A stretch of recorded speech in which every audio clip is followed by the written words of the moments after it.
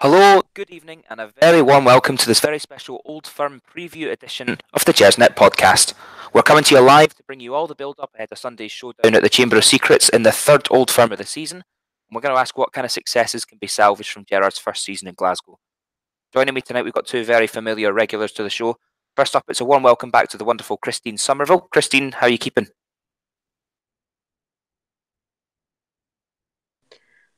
I'm good, Ross. Sorry about the delay there. I was trying to unmute. Maybe that's the first technical hitch of the night. As I say, we are coming to you live, so how are you doing anyway, Christine? I'm all right. Missing the football a wee bit, so quite glad to be back talking about Rangers again rather than Scotland embarrassing us. I was going to say, how can you be missing the football with all the wonderful action against Kazakhstan and San Marino that we've had to put up with? Unbelievable, isn't it? Shocking. It's also on the show with us tonight. We've got the Gersnet Supremo, Frankie. Frankie, how's your week going? I'm very busy at work, unfortunately, Ross, but I'm looking forward to Sunday's game. I was just saying to you guys beforehand, it's been quite a low-key week, a sort of low-key build-up to the game, but I'm sure that'll change by the time we get to Sunday morning. I agree. There's a slightly subdued feeling about it all. Usually by this point of an Old Firm week, I'm buzzing, raring to go, excited, nervous and everything, but I don't know, maybe it's because of the international break and a couple of poor results before the break that we've had. I don't know, it feels like it's a bit sluggish and a bit slow this week, but I think by the time Sunday morning rolls around, we'll all be absolutely pumped and ready to get on with it. Now, as I've mentioned, obviously we are live tonight, coming to you live with the show. Please do forgive us any wee swear words that might slip out accidentally. We didn't mean it. Any technical hitches as well, just bear with us. But since we are live, it obviously means that you can get involved in the show. We've made sure that the comment section is active, so let us know your thoughts, fire in any questions. I'll keep my eyes open, and we'll make the show all interactive. It'll be great. Right, before we waste any more time, I think we should crack on with the show. What I thought we would do is see if the three of us, between us, if we can kind of agree on a wee lineup that we think would be the best team that we would send out to face Celtic on Sunday. Obviously, it's probably going to be one of the tougher matches of the season, going away to Parkhead. Probably fair to say, Frankie, that Alan McGregor will be starting in goal and Tav will be at right back. What do you do about the two centre of defence? It's probably Connor Goldson, but who do you partner with him? I think it'll have to be Joe Worrell. I think the two of them have done largely pretty well. Obviously, in recent games, we've threw some goals away again against Aberdeen and again against Kilmarnock the other week there. To a certain extent, I suppose Goldson was at fault with the Kilmarnock goal along with Katic. But I think over the piece this season, I think Goldson's been our best defender. I think maybe the injury picked up a while back has stunted his play a wee bit, and I think he looks a bit tired and a bit jaded, but as does Tav, one or two others. But I think Goldson deserves to be our first centre half. And as for Worrell and Katic argument, I quite like Katic, but I must admit against Kilmarnock, as much as he was very dominant in the air, I thought he did pretty well, but he looked a bit slow and sluggish and lacked a bit of sharpness. I think Joe Worrell has done quite well recently, actually. So I would that's the pairing I would go for, Goldson and Worrell. So I agree with you, and I'm the same as you, that I like Katic as a footballer. I think he's got a lot of talent, a lot of potential, and I'm glad we've got him. But there's something, I don't know if it's maybe a communication thing, that the communication between Goldson and Worrell seems to be a bit better.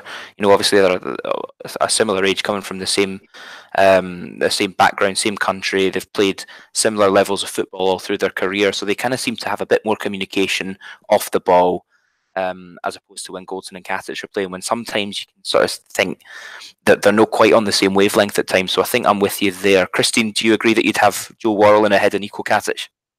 I haven't agreed Alan McGregor yet, Ross. Are you gonna put a case forward for Andy Firth? No. I don't know about what. I mean, I've just got a thing. I'm not a Worrell fan so much. I know he's had some really great games. I just think Katic is a better option. I think he's more of a goal threat. But maybe for this game, maybe Worrell would be the wiser choice.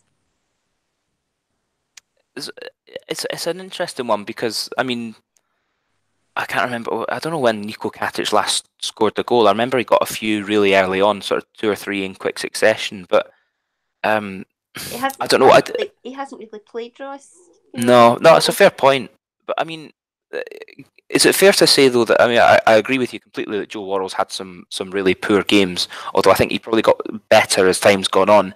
But I've always thought that kind of his better games were in the harder games against tougher opposition. He seemed to be a bit more solid, and it was against the Livingstons and teams like Hamilton where he seemed to lose a bit of concentration maybe. Yeah, I mean, he was certainly very good at the last Rangers Celtic game. So, I wouldn't have the team changed too much from that, apart from, when it's that changes we've got to make.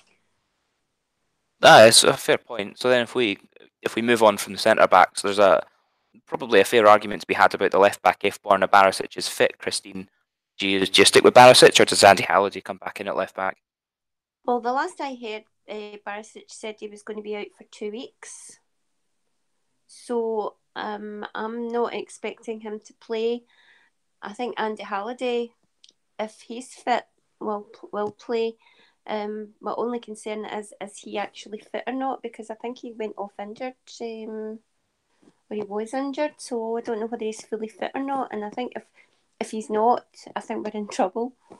I think it might be John Flanagan. I mean, that sounds wonderful, doesn't it? So, I mean, it's a fair point. What do you think then, Christine? If Halliday and Barisic hypothetically both were fit, and obviously Barisic is the more natural left back, Halliday's kind of been put there not as a square peg in a round hole, but it's not his first position. But he's been shown to do a very, very good job, and he has the fight and the desire that we'd be looking for. If both were fit for this game, considering obviously it's a very tough place to go, it's a very heated atmosphere, we won't have much Rangers representation in the stands, who would you go with at left back? I think I would still go with Halliday for this one. I don't think Barisic really likes the physical game, and I think that's what it'll be against them. I think we think back to the last time at New Year, within the first couple of minutes, Andy Halliday had stuck a tackle in, and it kind of, set the tone for the game. Yeah, I think it's a fair point. I mean, I think I'd have to agree with you that Barisic seems to, I don't know how to say this without coming across as overly critical, but I don't know, does he certainly doesn't have the same fight in him that Andy Halliday seems to have. And obviously Halliday grew up, as a fan of the club, adores the club, would fight to the death for Rangers. Frankie, what do you think? If both hypothetically were fit, do you agree with Christine that Halliday, despite not being a conventional left back, should be put in to face Celtic over the left back that we've scouted and gone and actually spent a fair chunk of money to sign? If Barisic is fit, I would play him. Not because I think he's been the better player between the two this season, or certainly for the last few months, because I think Halliday has actually been better than Barisic recently. But I don't think they can afford to write Barisic off, or Gersnet for that matter. I think they've both got a bit of talent there. Barisic is playing for Croatia, World Cup finalists, and you don't do that if you're not a decent player.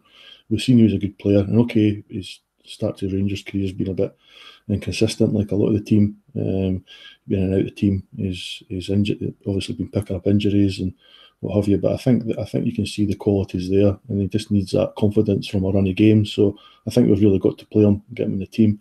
Unfortunately, I think, as you mentioned, he's going to be missing on Sunday, possibly for the Hearts game as well. So we can't afford to have people half fit for games at Celtic Park. We've got to have guys that are fully fit, 11 players at the top of their game and prepared to go and put their all on it. And for that reason, I think Halliday is probably the more likely choice.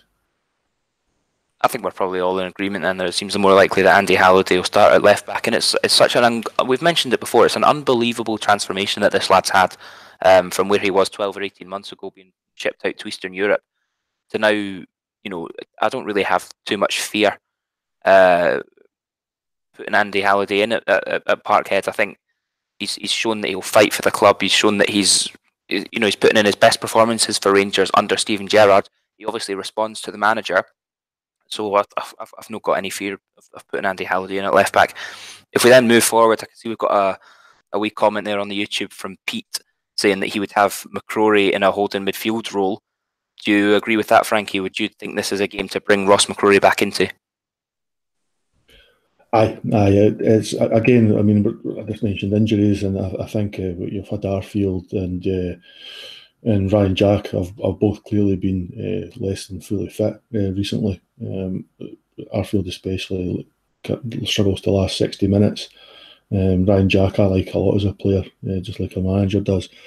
But again, he's not looked himself in the last 2 or 3 games before the international break. So, whereas McCrory's not been playing, so it's a great chance to get him back in the side. He'll be fresh, he'll be hungry. He was absolutely fantastic in the last game on just before the new year. So I'd have to say that McCrory has to be a certain starter, to be honest. Parkhead's a big pitch, and McCrory's probably the most mobile centre midfielder we've got. He's really athletic. He moves the ball quickly, and he'll be able to cover if Tav and Halliday want to get forward on the flank. So I'd definitely be playing McCrory. It's just a matter of who else we pick to partner him. See, I completely agree with you. I think McCrory has wonderful attributes and is a real asset to the squad. He's obviously Scotland under-21 captain, so there's real talent there getting recognised at international level. So why is it then, Frankie, that the manager's dropped him for so long? Considering all the attributes that you just rattled off there and everything that he brings to the team, why has he been finding himself on the bench? It's a good question, actually. It's something I'd like the manager to answer, because I think I'm sure there's a stat being going about that whenever McCrory's played, we've not been beat this season. So that says a lot. I think the problem is he's just, he isn't great in a forward sense. He maybe doesn't get forward as much as Jack does, and it's the same. And Kamara is a bit more sort of versatile and a bit more. He tries to move the ball forward a bit more and get into the opposition box, and it's not something that McCrory is really renowned for. He can play that bit deeper and tidy up, and he's excellent at that, and he's probably the best out of the 3 players at doing that. So, but how often do you really need him? That's the problem. Certainly, if you do want to have somebody to mop up behind your midfield or in front of your back 4, then games at Celtic Park or in Europe are ideal for guys like McCrory. To be honest, I'm surprised he's not used them a wee bit more at centre half. Not necessarily starting games, but see these games when we come up against like the Aberdeens and Kilmarnocks and whoever else, especially Ibrox, are sitting in. Obviously, the ball ends up back at Golson and Worrell quite often, and as much as their passing is reasonable and they try to move the ball along quite quick, that they're usually a bit slow and they didn't really step into any gaps. I feel as if McCrory, if he'd move him back to centre half, he's the type of player that can get the ball and he can actually make that sort of 30-yard run with the ball and commit players and free up a bit more space for other guys like Arfield or Stephen Davis if he was playing. And that in turn obviously creates a bit more space in attacking areas. So it's an interesting question, and I'm afraid I've not really got the answer to that one. No, fair enough. We've had an interesting comment here on the YouTube from Davy Cooper, evening Davy, who says that if Barisic was fit, then he would play Andy Halliday in a holding midfield role, which we haven't really seen Halliday doing since, well, the last season under Warburton, I suppose, and then he gets shipped out to the Eastern Europe. So, Frankie, do you think that, considering the performances that Halliday's put in, the shift he's put in at left back, does that warrant him getting a starting spot in midfield over players like McCrory, Jack, Kamara, and Steve Davis? I'd say no. I think Halliday's quite effective at left back because the game's in front of him and he tends to get a wee bit more time on the ball. He has a bit of space on that side, so when he does receive the ball, he's got time to take a touch and move it on, and he's usually pretty effective. But I think if he's in the middle of the park, he's not got as much time, and I don't think he's as capable as somebody like Kamara and Jack at taking a touch and then moving the ball on with his second touch. I think Halliday is usually a touch and then maybe another 2 touches before he's able to do that. So if teams are wanting to press our midfielders, then somebody like Halliday might struggle. I think I remember, was it up at St Johnstone we won with Morelos scoring that volley late on. I think Halliday played in midfield that game. I think Lee Wallace, Barisic was left back, and then went off injured, and Lee Wallace came on. And I don't think Halliday had a great game. So as much as it wouldn't be the end of the world playing him there, I would, as I say, I think you mentioned earlier that it says a lot for the way he's went about his business this season. That I think most fans would be quite happy if Halliday was playing left back or midfield. But for me, I think I would rather have a McCrory, a Jack, or a Kamara ahead of Halliday, just because I think they're a bit more two-footed than what Halliday is. I think that's a fair comment. Christine, if we try and sort out then who's going to be partnering McCrory in the centre of the park, is it kind of a straight shootout between Glenn Kamara and Ryan Jack, or would you maybe try and shoehorn Steve Davis in there as well? I'm just wondering, I mean, we've not really mentioned too much about Arfield. Is Arfield fit? As far as I'm aware, he wasn't on Canada international duty. I don't know if he pulled out the squad there, but I think I've not heard that he's no fit. But I'd imagine he'd obviously be in a more advanced role, kind of sitting behind Morelos or whichever other striker we decide to put in, but probably Morelos. Yeah, it's a really difficult one, I think, because there's going to be 3 players in midfield. It's just, there's a bit, we need to pick 3 out of about 5 that if Arfield's playing, he'd be one. I've been really impressed with Kamara, I have to say. So it might be Ryan Jack or Ross McCrory for me. They say that I think it's a fair comment. Although Kamara has been directly to blame for at least 1 or 2 goals that we've given away in our last couple of games. Well, one maybe, but I can't think of the other. So you want me back down, Ross? Do you? No, of course not. That's not what I'm here for. I'm not trying to bully you into having my opinion. I know. It's just so hard, and that's why I'm not the manager. But I probably wouldn't bring Stephen Davis back. No. I don't think I would start him.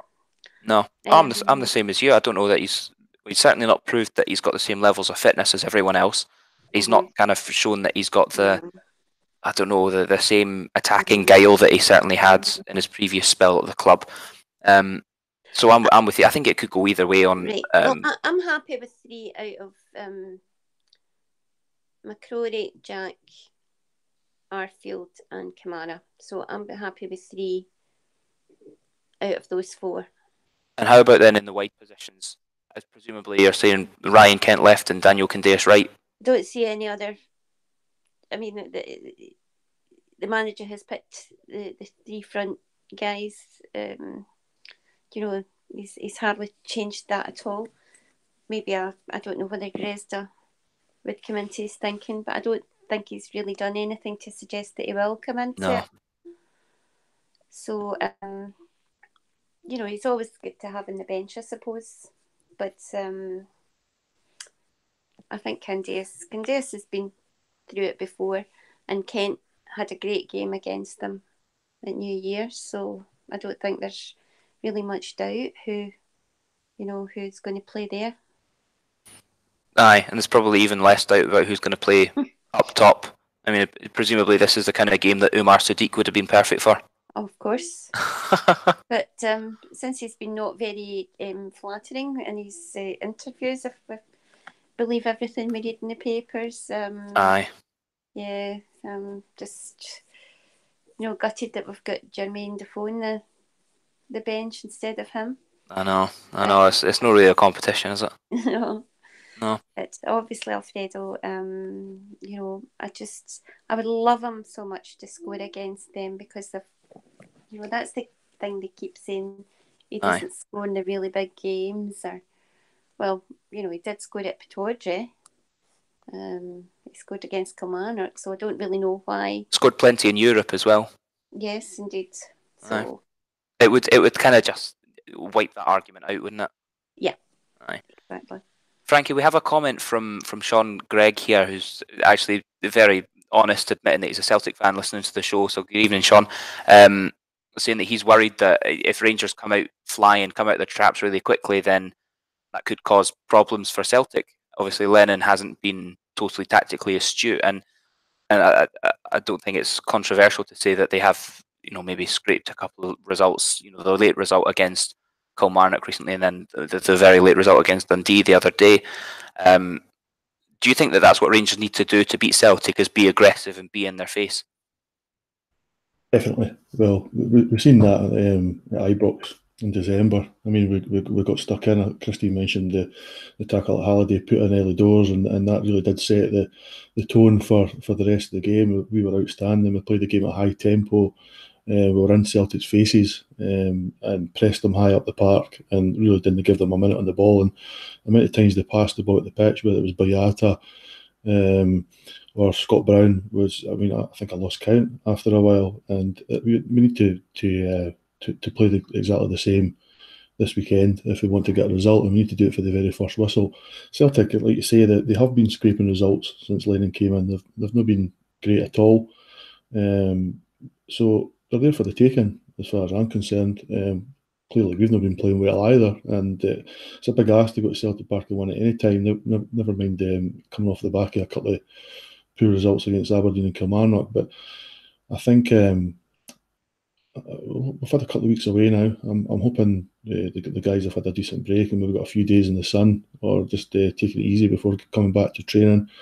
And I'm hoping that we can really give Celtic a game and really win our individual battles. And I think if you can do that, then you've got a great chance of winning. And we've won at Celtic Park a lot in the past. We've not done so well in recent years, last sort of 10 years or so. We've taken some doings there, to be honest. And it's about time we started turning that around. And I think Sunday's a good opportunity to do that. See, I completely agree. And I think that not just since Lennon's come in, but under Rodgers as well, though, that it became quite apparent that the way to beat Celtic is not to sit back, because the way to beat Rangers is to sit back and keep it tight and hit on the break.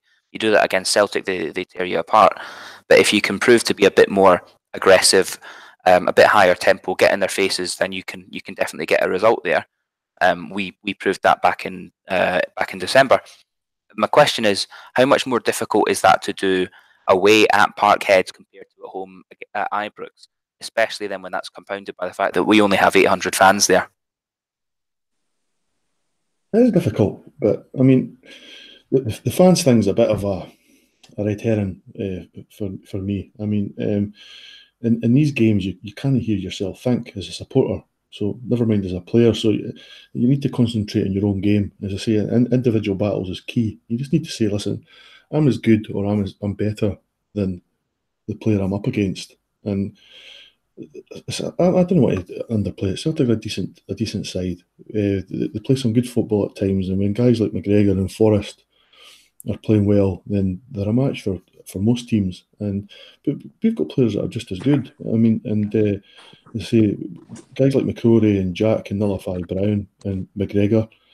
And if Halliday's on his game and sticks tight to Forrest, then there's no reason we can keep him out of the game as well. So, as I say, the crowd thing, of course, it's a factor. I mean, if you're playing in front of 50,000 of your own fans, it's a big backing for you.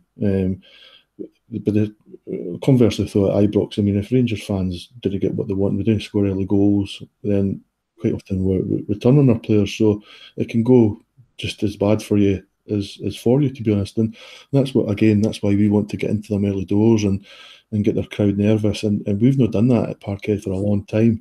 The amount of times we've conceded early goals there, or just let Celtic have the bulk of the play is atrocious, to be honest. And I think we've seen that earlier in the season. I think Gerrard did say that his players were tired, and that's why he set the team out as he did. I mean, I remember we had Lafferty trying to play up front with Morelos. It didn't really work, and in the first half, Celtic should have probably been a couple of goals to the good. I think they hit the bar at least once. The second half, though, we seemed to get a bit more belief, and we were just coming into the game when Celtic broke away and scored.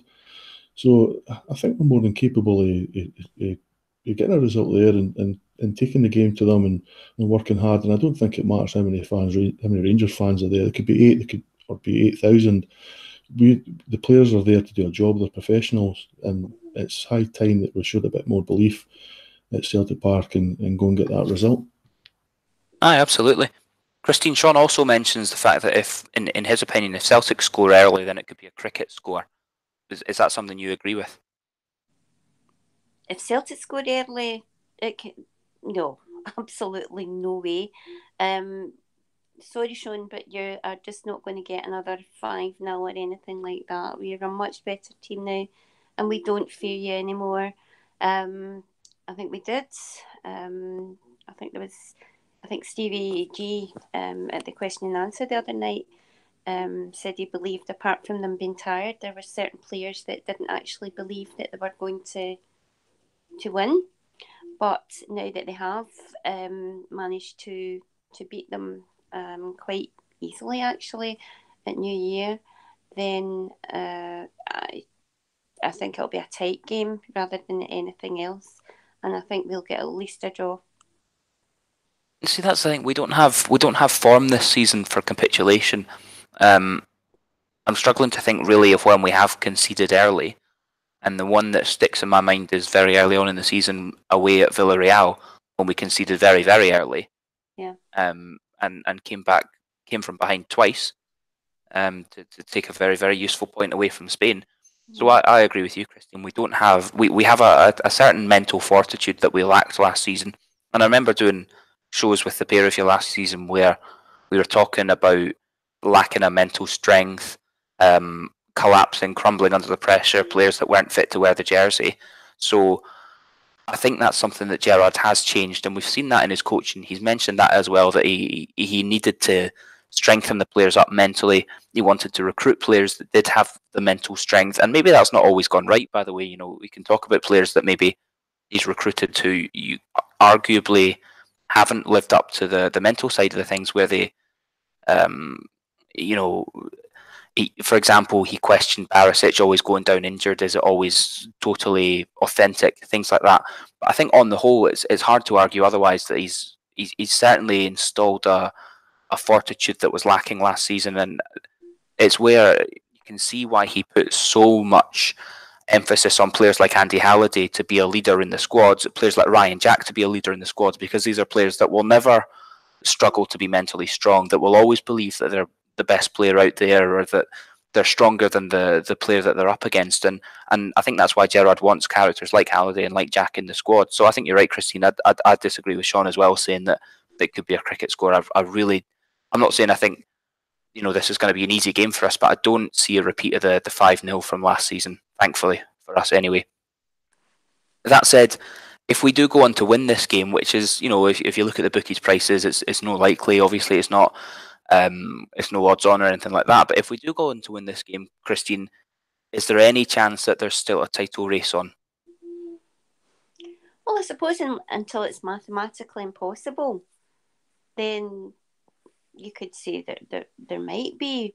However, we're, with the inconsistency we've had this season, we're just as likely to go and lose to Hearts on next midweek. Even if we do win on Sunday. So unfortunately, I think the bookies are very rarely wrong. So I think we probably are struggling for the title, I have to say. Although you just never know. Remember the, what was it, 2005? The big banner that Celtic supporters put up at Ibrox. Why don't you just remind Sean of that one? I'll just remind Sean. It was we won the league at Ibrox 5 points clear. And then you know what happened in Helicopter Sunday, Sean. So, never say never. But the odds are very much stacked against it. I gave up after we lost to Kilmarnock, actually. So, but I'll be delighted to be proved wrong.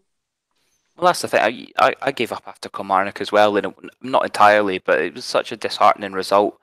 Obviously, to put in such a strong performance at Ibrox in a game that should have been more than 1-0, I think that's not an unfair comment. To then kind of throw away all that good work with a shocking display against Kilmarnock it sums up our season. Really, it's really symptomatic of what we've been like this season, the inconsistencies that have plagued the season. So, what do you think, Frankie? Is there any chance if we get through this? Let's say we get through this with a result 3 points on Sunday, and then after the split when we play Celtic at Ibrox, we get another 3 points. Is there any chance there's still a title race? That's 6 points, Ross. So definitely, that's down to 4. Anything can happen. I would.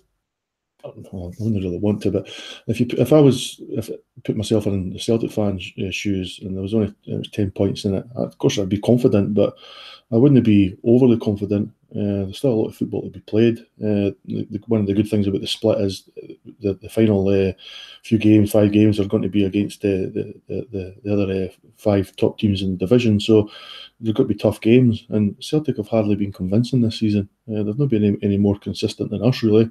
That's why we're still as close as we are. So there's certainly plenty of scope for Celtic to drop points between now and the end of the season. Will they drop 10? Will we go unbeaten? I think that's probably unlikely, and so that's fair enough to say that it's probably Celtic's title. I think it'd be foolish to suggest otherwise. But as Christine said, until it's mathematically impossible, these guys are paid tens of thousands of pounds, and our fans our loyalty over the recent years has been second to none. It's been fantastic. So the least they can do is give it their all. And as I say, the best time to do it was on Sunday at Celtic Park. Come away with 3 points. It's down to 7 points a gap. It's a big gap, of course there is. But if we win on Sunday, there'll be a few Celtic fans starting to get worried. I mean, 7 points is a big gap, but it's a gap that's been overcome by both Rangers and Celtic numerous times over the past 30 years. So I think it's a really tough one to say the title race is on if we win on Sunday. But it's like the pair of you have said, it's never say never. It's been done before. It's Marvin Andrews on his knees praying and saying keep believing. I think that's the spirit we have to go into this with. And as we were saying before we came on air, Frankie, we probably never we all had more hope than expectation this season of winning a title. It was all about progressing, getting stronger, closing the gap, showing that we've improved as a team, showing that finally we've made the right managerial appointment. And I think you can make an argument certainly to say that we're going in the right direction. So maybe it was a consolidation season ahead of a real push next year.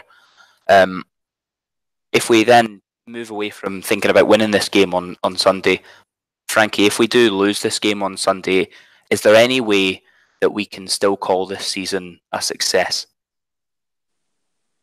Aye, it's definitely been a success. I mean, what we achieved in Europe in the early part of the season is probably give a lot of goodwill towards Steven Gerrard and most of the players, and I don't think we should underplay what they did. I mean, there's very few teams can start in the qualifiers as we did and go all the way through the group stage and almost qualify. In fact, they probably should have qualified for that group. And yeah, there's been a lot of disappointing aspects to the season. I mean, an inconsistency, giving away silly goals, and our lack of composure in attack has probably cost us 10 points. The gap that exists at the minute to Celtic. So there is a lot of reason to be downhearted, but I think there's definitely been progress. The games that we've drawn this year, we would have lost last season and before that. I don't think all the signings have worked. I think that the manager's still learning as he goes along, and that's fine. I don't think it was ever going to happen in a year. Less than a year for Gerrard. I mean, he made too many changes in the summer. There's got to be some more changes this summer. Stevie on the Gersnet Podcast a couple of weeks ago was talking about how there wouldn't be quite as many, and that's good. I don't think we can afford that. I think we need to add quality over quantity this summer, and I'd like to think Andy Skolden and Mark Allen are organising that along with the board, and we're looking to achieve that. And I think whether or not we win on Sunday is not going to change where we are at the minute. I think we do need to try and finish the season strongly. I think we don't want it to go out like a damp squib. We want to try and challenge Celtic, or at least make it hard for them. And by doing that, then we can secure second place. And I think if the league finished how it was just now, where we're 10 points behind Celtic, but the same sort of gap to Aberdeen and Kilmarnock behind, I think it's without being overly ecstatic. I think it's a sign of progress. We could have done better. It's a big disappointment getting knocked out the cup the other week there. But I think at the start of the season, if you've been shown what's happened this year, I think you would probably have taken it as a Rangers fan, considering where we were under Caixinha and Graham Murphy. You see, I'm not entirely sure I agree with you, Frankie, considering especially as you just alluded to the performances in the cups. I'm not saying this season could only be a success if we won the league or if we won a trophy, but considering the weakness that we showed in the Scottish Cup and in the League Cup, no really putting up a fight against Aberdeen, going out really disappointingly in both cups, I don't know really if we could call the season a success. Especially if the gap to Celtic, we go out of both cups, whereas Celtic are fighting for 3 trophies again, so we couldn't stop a treble potentially again. Considering we're not fighting for the cups as we go into the latter end of the season, if that gap was still to be in double figures, I'm not sure I could call that a success. I'm not sure I'd call it a failure, but I don't know if success is the word I'd use. No, you're right. So of course, it's not success, but it's progress. That's all you can ask for. We've brought in another manager. I mean, that's the third manager on the bounce, or fourth if you want to include Murty in that. So what we need now is an element of consistency and balance at the club, and try and move forward from that position. And I mean, we were never going to win the league this year. I think we should have been at least getting to a cup final. I think we had the squad, and they were capable. We've seen in certain games they were more than capable of doing that. So to get knocked out against Aberdeen both times is extremely disappointing, and well worth the criticism that the team and the manager received after those games. But you've got to look at the bigger picture. We can't expect to win every single game.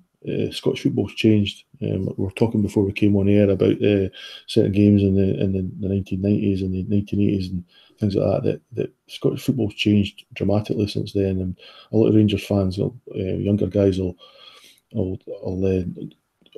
remember the days of us winning 9 in a row and the low drops and things like that. But that's not the norm. The norm is us challenging and Celtic winning stuff, and then Celtic challenging us winning stuff, and just now it's Celtic that's doing the winning, unfortunately, and we have to try and turn that around, and it was never going to be done in 12 months under Gerrard.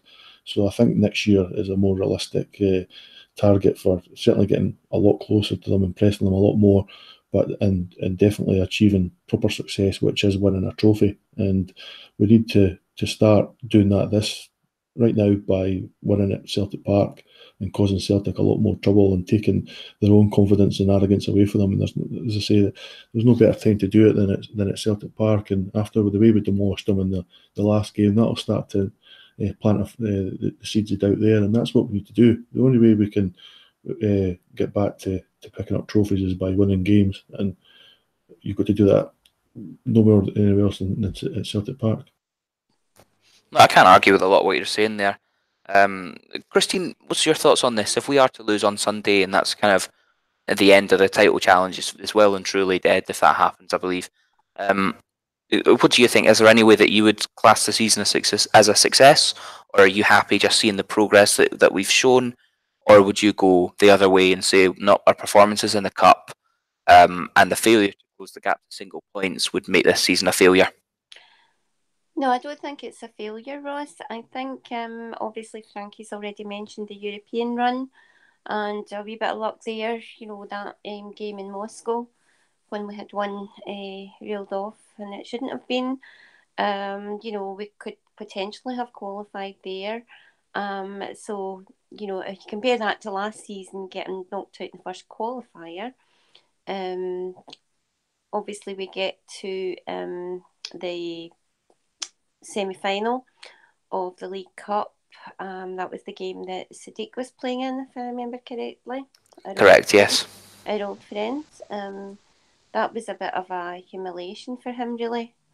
Although, there's another 10 players on the pitch that have to take responsibility as well. But that was just a bad day, as was the one at Ibrox a couple of weeks ago. Bear in mind as well that we're on course for at least second place, which we haven't managed in previous years. So I think we need to say that there has been definite progress made. Maybe just not quite as much as we had all hoped for in terms of getting a trophy this year, but there's always next year. There's always next year, of course. I mean, there's always next year for us fans. There's not always next year if you're the manager. No. And I think, some of the results that we saw leading up to the international break, the disappointing result against Kilmarnock in the league, then getting knocked out against Aberdeen again in the cup, showing an inability to beat those two managers, Steve Clarke and Derek McInnes, consistently getting the better of Steven Gerrard. There were kind of murmurings of discontent among the fan base and saying that it's not the progress happening as quickly as we'd like it to. A lot of money's been spent on these players. What's Steven Gerrard doing with them? Realistically, how long do you give someone like Steven Gerrard, who's obviously a novice in management, who's being supported by very experienced and very capable coaching staff around him, the director of football structure, things like that? How many transfer windows, Christine, do you think that you need to give someone like Steven Gerrard before you say, look, this experiment isn't working?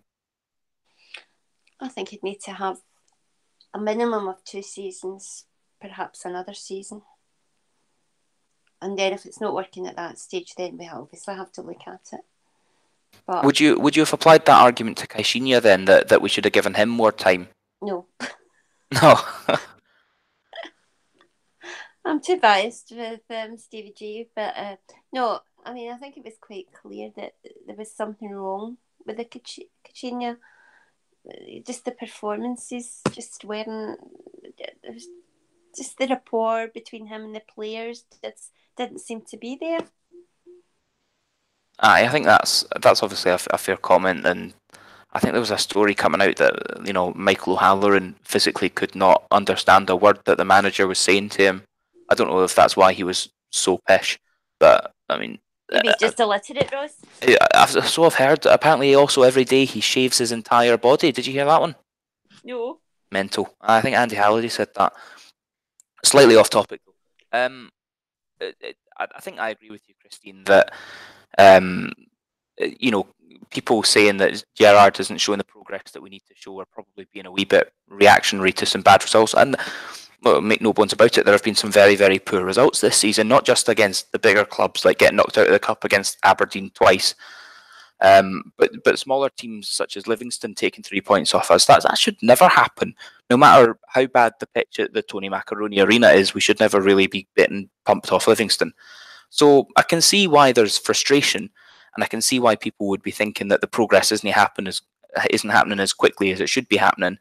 But I think we've all kind of alluded to the fact that this is a long-term project, and the last thing that Rangers need right now is more instability, because we've had a fair share of instability over the past 7 or 8 years, unfortunately. I think finally, before we wrap up this evening, we should talk about how confident we all really are feeling. Christine, how confident are you feeling ahead of Sunday, and would you be so bold as to give us a bit of a scoreline prediction? Well, my prediction is we won't lose. I'll go for 1 each.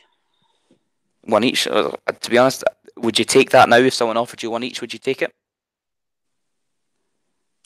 Yes. Fair enough. Can't argue with that. Frankie, how about yourself? What's your scoreline prediction ahead of Sunday? I think it'll probably be a draw as well, unfortunately. However, I think it might be something more like high scoring. It wouldn't surprise me if it was 2 each or 3-3. In fact, I think it'll be quite an open game. It wouldn't surprise me if both teams score at least a couple of goals each. I think we need to win. I don't think there's any doubt about that. So whether or not Celtic want to do a McInnes or a Steve Clarke and sit in and try and get goals on the counter, or and take advantage of our usual sort of lack of composure in attack, then it'll be interesting. It'll also be interesting to see if the manager agrees with the 4-3-3 that seems the most likely formation, or if he maybe throws a curveball in and goes with 2 up front. Because, as I say, a draw or a loss is no good to us. If we want to win the league, then we need to win. So I think you'll see that in the way we play. I hope we'll see that in the way we play, and I'm hoping we can win. But I think a draw is the most likely outcome. I think I agree with the pair of you that a draw would be under normal circumstances, it would be a good result. But Frankie, like you say, it's no good to us now in terms of aspirations of winning the title this season, no matter how slim those chances may be. I sort of feel that if we're going to get a result out of the game, we have to score first. I just have this feeling that if Celtic score first, they'll kind of show their dominance. They'll then feel comfortable with the ball. They'll keep it tight, and we'll struggle, as we have done in the past. We'll struggle to break down teams, and I think it's really, really important that we get that first goal. I think that could really set the tempo. It would then make Celtic come out a wee bit more, and hopefully we can exploit some spaces there. I'm going to go with Christine. I think it'll be 1 each, which isn't a bad result, but like you say, Frankie, does unfortunately destroy the title chances for another season. Right, well, I think that's probably just about all we've got time for this evening. Obviously, as always, I'd like to say a really big thank you to both Frankie and Christine for giving up their valuable time this evening. If you've enjoyed the show, then please do be sure to tune in at the same time on Sunday. Colin will be back in the hot seat then to bring you the debrief from the Old Firm. Also, make sure you head over and check out the website at www.gersnet.co.uk. There's plenty of fantastic content, a very friendly discussion forum that you can get involved in, and let us know your thoughts. Also, do feel free to leave a comment wherever you've been able to find this podcast, whether you're listening live on YouTube, whether you've downloaded it later through something like Apple or iTunes or Acast or whatever you've used. Please do leave us a comment with your feedback. Spread the word as much as possible. We'd really greatly appreciate that. Aside from all of this, all that's left for me to say is thank you very, very much for joining us this evening. Let's hope the Rangers can bring us a positive result on Sunday. Bye for now.